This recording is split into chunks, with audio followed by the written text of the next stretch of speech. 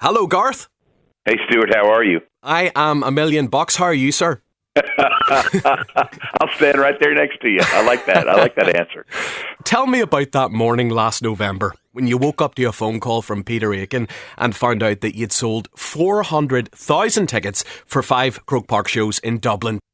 The Aikens have a way of changing your life. His father did, and now he has.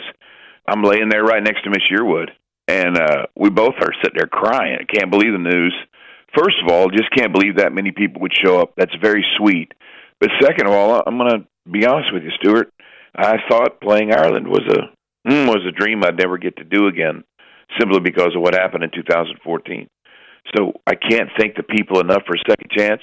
I can't thank the government enough for the second chance to get to actually play the coolest place on the planet to play music. Mm-hmm.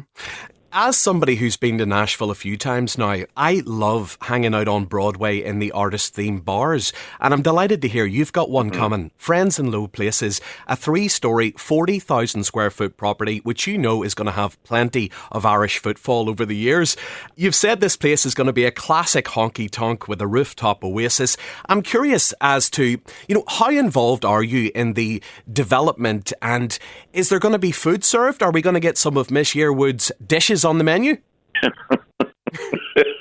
Hey, if there is food served, I happen to know the greatest cook on the planet, so we're good there. I don't know what's going on yet with the food, but I think where I can have my best input is, man, come on, make this a place where people who play music get to play music, to people who love them, respect them, kind of stuff like that. So the attitude set in that honky-tonk will be everything for me, and we'll make sure that's the very first priority is these people that have had the courage to move to Nashville, hopefully have a safe place to play music and have fun doing it.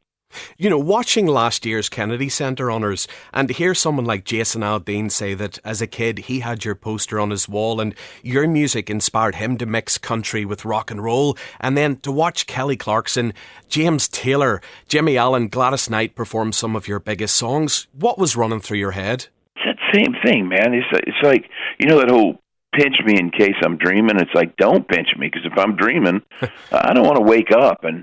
But you're sitting there and you're seeing all these, and then the crazy thing is who you're sitting next to, right? So I have the Queen on one side, Miss Yearwood. She's amazing, and the humbling thing about being Garth Brooks is any Hall of Fame or any kind of award they give you, you're sitting next to someone who's 10 times more talented than you that should be getting the award instead of you. So there is never, ever an opportunity missed to humble yourself, in my life. And then the people they pair you with. That was Gladys Knight that walked out on that stage. And Gladys Knight was one of my childhood heroes. We sang her stuff in the Vegas show when we talked about our life growing up. So it's pretty cool. I don't get it. I guess I never will, but I'm really, really grateful for it. Just very finally, Garth, your daughter Allie, she's an incredible singer-songwriter. I follow her on socials, and she's inherited your ability to take the listener completely out of their own headspace and get lost within a song. I know she studied songwriting and music business at Belmont University, but I'd love to know, see the way she's going about this on her own terms. She's not leaning into your legacy, which she could easily do. Is that her decision to sort of, start from scratch and slowly build the fan base, or did you ever have a conversation and express to her that is the way to do it? Stuart, I don't know if you have babies, but all a parent wants is their babies to be happy. That's all they want. I know people in the music business. I know some things from what I've learned in the music business.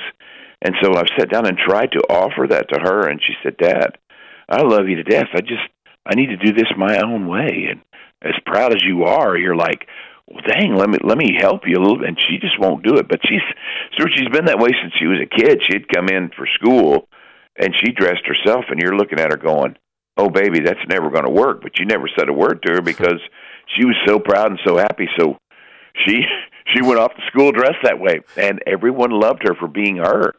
So now, fast forward, 20 years later, everybody loves her for her just being her. And it's pretty cool. We just had a CMA Fest here. Yeah. Just ended yesterday.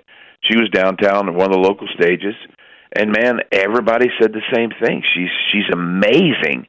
I love hearing her just work a stage with just her and a guitar and sing. But she does a full band thing too. But my favorite thing is when it's just her and her music and how she was kind of raised coming through that guitar. Yeah, I need to set up an interview with her and introduce her music to the Northern Irish public. Garth, I can't believe I've got the chance to speak to you twice. It's a total pinch me moment. I love you, man, and I can't wait until the Croke Park gigs in September. Oh, very sweet, man. I love you too, and love to your family, and can't wait to get there, man.